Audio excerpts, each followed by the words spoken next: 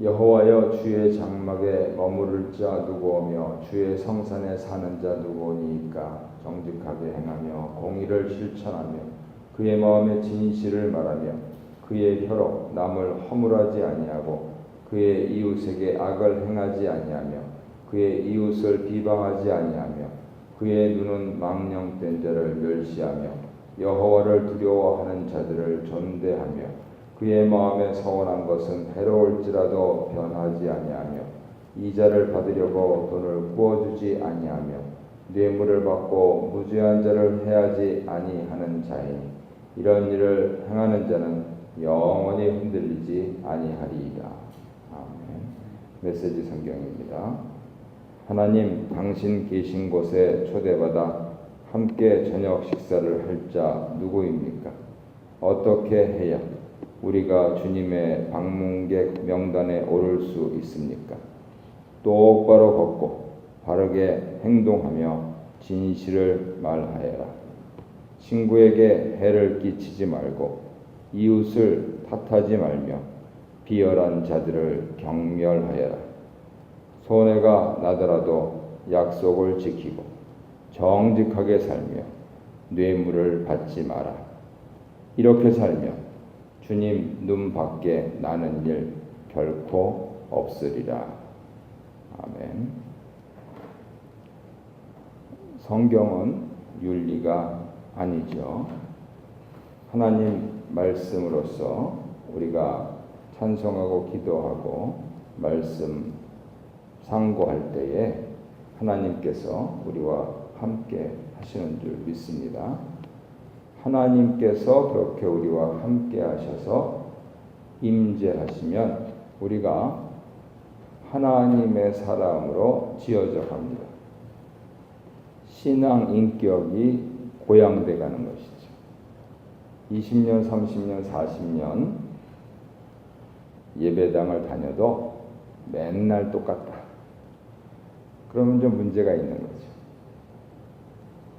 어제보다 나은 오늘이 되어야 되겠고 오늘보다 나은 내일이 되어야 됩니다. 사람들은 그것을 정신을 수양해서 하려고 무진 애를 쓰는데 성경은 하나님의 임재를 받아들이라 이렇게 가르치고 있습니다. 신약의 용어로 하자면은 성령을 받으면 되지. 다시 반복해서 말씀드리지만 성령 받았다고 하면서 입술과 정신과 영이 변하지 않는다면 그건 가짜죠. 인격이 변해야 되는 겁니다. 사람들도 연세가 들면 철이 드는데 왜요? 본향에 가까이 갈 때가 되니까 그렇죠. 이게 하나님과 정산해야 될 때가 가까워지니까 철이 드는 겁니다. 근데 더구나 예수를 믿는 사람이 성령을 받았다고 하면서 하나님의 임재를 경험했다 그러면서 인격이 변하지 않는다. 가짜입니다.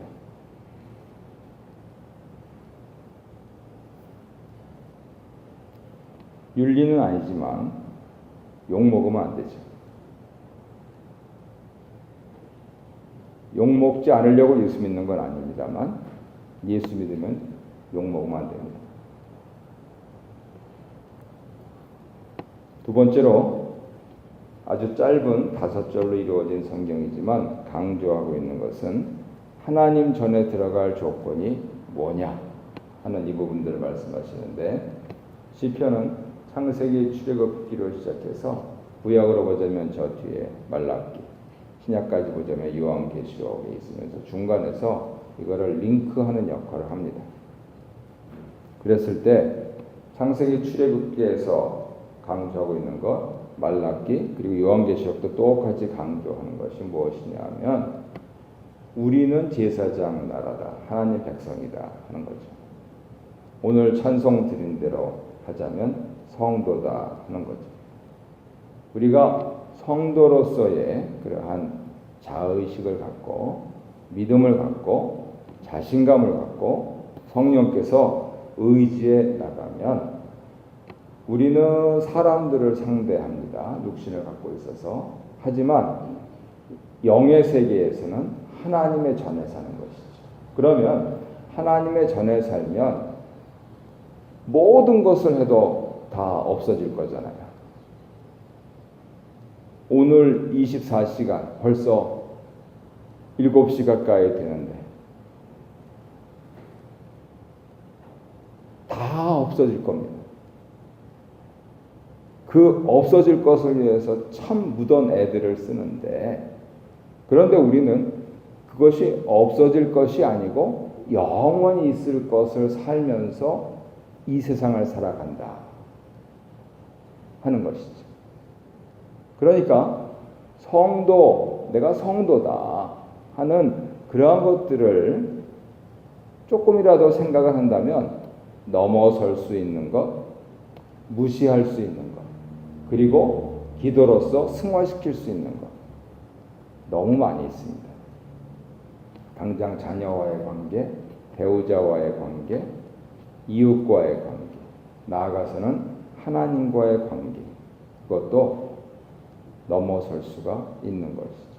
그래서 정리하자면 오늘 시편 15편에서 하나님의 임재 가운데서 우리가 성숙해가는 신앙 인격을 살아간다면 우리는 성도다. 그러면 이 세상 일이 우리하고 무슨 상관이 있느냐는 겁니다. 세상 사람들은 이것이 없으니까, 거룩한 것이 없으니까 자꾸만 거기에 목매달고 사는데 우리가 왜 거기에 목매달고 사느냐 그거죠. 그런 차원에서 오늘 하루도 똑같은 토요일을 사시지만 하나님의 임재 가운데서 하나님의 전에서 살아야 되겠다. 그렇게 마음을 굳게 먹으시고 또 이렇게 해서 내일의 주일을 준비하면서 내가 참으로 하나님께 지어져 가야 되겠다 생각하시면 여러 가지 성령께서 유쾌한 일들로 우리를 흡족하게 하실 줄 믿습니다. 주의 장막에 머무를 자 누구오니이까? 주의 성산에 사는 자 누구오니이까? 이 두 질문은 하나님 임재 안에 거할 자의 자격은 무엇인가? 라는 같은 물음입니다. 하나님은 무소부재하시지만 이집트에서 끌어낸 자기 백성 이스라엘과 함께 하시겠다 하는 증거로 성막을 만들라 명하시고 거기에 거하겠다 약속하셨습니다. 출애굽기 25장 8절 보세요. 그뿐 아니라 하나님은 사람들이 어떻게 예배, 제사를 준비하여 성막에서 예배드려야 하는지, 예배를 돕는 제사장과 레위는 어떻게 선택하고 어떤 일을 해야 하는지도 일일이 구체적으로 가르쳐 주셨습니다. 레위기 1장부터 17장이 그 내용이죠. 이렇게 하나님은 당신의 임재 안에 들어올 사람들이 마땅한 자격을 갖추어야 하고 그의 명령에 순종해야 함을 가르치고 강조하셨습니다. 이스라엘이 가나안에 오자 하나님은 시온을 거할 처소로 정하시고 성전에서 그의 택하신 이스라엘 백성과 함께 하셨습니다. 열왕기상 6장을 보세요. 이제 우리는 예수님 안에서 하나님 백성이 되고 그 결과 하나님을 마음에 모실 수 있게 되었고 우리 자신이 바로 하나님 성전이 되었습니다. 고린도전서 3장 16절 보세요. 그렇다면 이제 우리는 우리 안에 하나님을 모시고 그분의 임재를 누리기 위해 어떤 자격을 갖추어야 할까요? 2절부터 5절 중반절까지 하나님의 임재에 참여할 자격에 대한 대답으로 우리가 해야 할 일과 하지 말아야 할 일을 나열하고 있습니다. 하나님과 함께 거할 자의 첫 번째 자격 요건은 흠없는 삶을 사는 것이죠. 이 조건은 모든 자격 조건의 핵심 사항으로 자격 조건 전체를 요약하는 사항입니다. 흠없는 삶이란 죄가 없는 거룩하고 완전한 삶이죠. 하나님이 그의 백성에게 요구하신 삶이 바로 거룩이 아니었습니까? 출애굽기 19장 6절 보세요. 하나님은 왜 거룩한 삶을 요구하십니까? 바로 하나님 자신이 거룩하시기 때문이죠. 레위기 19장 2절 보세요. 하나님이 거룩하심으로 그의 백성도 거룩해야 하고 하나님 계신 곳이 거룩하므로 그곳에 나오는 사람도 거룩해야 합니다. 그렇기 때문에 하나님은 사람이 죄를 지으면 성소에서 흠없는 짐승을 바쳐 자기 죄를 대속하여 자신을 성결케 하고 성소 밖에서 살 때는 하나님이 주신 성결법을 지켜 흠없는 삶을 유지하라 명령하신 것입니다. 이런 삶을 살아야 성도는 성도가 아닌 자와 구별되는 것이죠. 흠없는 삶이란 구체적으로는 의롭고 진실한 말과 행동으로 나타납니다. 이러한 삶은 지혜로운 삶과도 일치하지요. 잠언 1장 2절 3절 보세요. 흠없고 지혜로운 삶의 기본은 앞서 시편 14편에서 강조하듯이 그 마음에 하나님을 인정하고 그분을 신뢰하는 데서 시작합니다.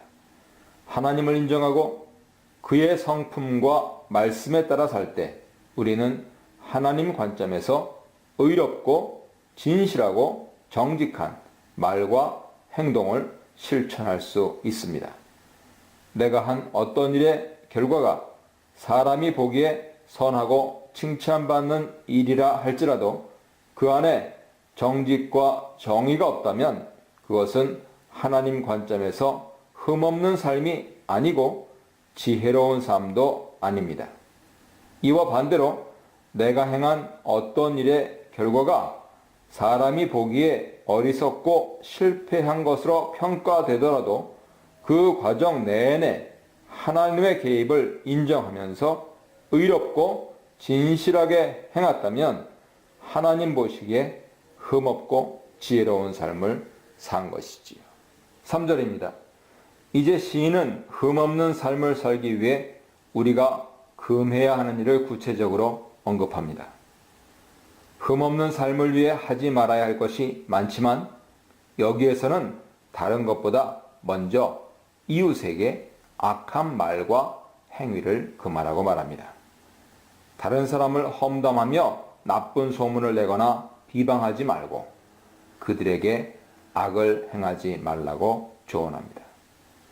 이것은 위에서 언급한 공의와 정직과 진실을 말하고 행동하라는 지침과 밀접하게 연결되어 있습니다.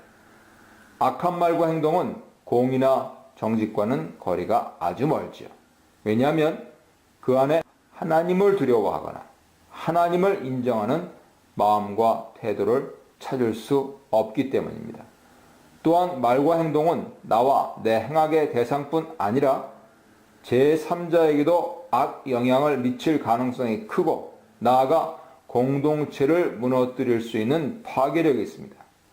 그러므로 하나님과 함께 거할 사람은 하나님의 입과 행동에서 나오는 정직과 긍휼의 언어와 행동을 배워서 우리 삶에 정직과 긍휼을 실천해야 하는 것이죠.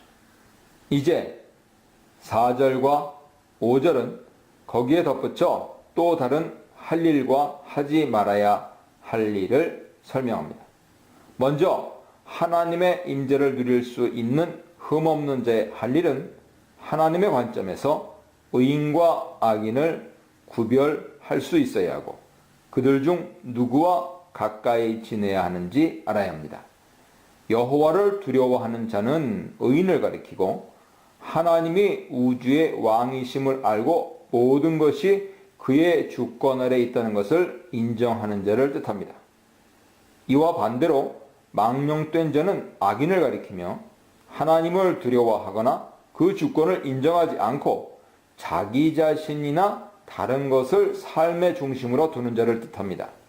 하나님과 함께 거하는 자는 의인과 악인의 구분이 하나님을 두려워하는지 아닌지에 있음을 분명히 알기 때문에 의인들을 존중하며 그들과 교제를 나누고 가까이 지냅니다. 하지만 악인들에 대해서는 존중하는 마음을 두지 않고 시편 1편 1절에서 설명하듯이 그들과 교제하는 것에 주의하고 그들의 자리에 함께하지 않습니다. 4절 하반절로 5절 중반절까지입니다. 시편 기자는 이제 마지막으로 하나님과 함께 거할 자가 하지 말아야 할 일에 대해 설명합니다. 하나님의 임재를 누릴 흠없는 삶을 사는 사람들은 마음으로 무언가를 소원한 것이 있다면 그것이 자기에게 손해가 된다 하더라도 마음을 바꾸지 않고 자기의 서원한 바를 충실히 지키려는 확고한 의지를 가진 사람입니다. 또한 흠없고 지혜로운 삶은 내 도움이 필요한 자와의 관계에서 실천되어야 합니다. 5절에서 하나님의 임재를 누릴 자가 하지 말아야 할 일로서 이자와 뇌물에 대해서 말하고 있는데 이것은 단순히 재물에 국한되는 일이 아닙니다. 이웃은 나와 함께 거룩한 공동체를 세우는 나의 동역자임을 기억해야 한다는 것이죠.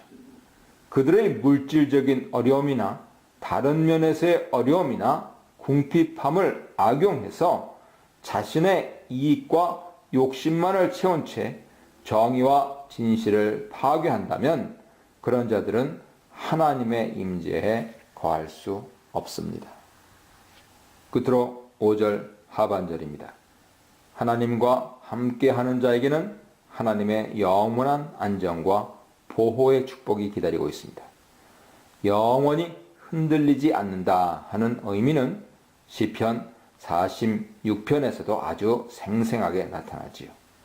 땅과 산이 요동하고 대적들이 우리를 치려고 요동한다 하더라도 우리가 하나님이 계신 곳에 머무른다면 하나님이 함께 하심으로 우리는 절대로 요동하지 않습니다.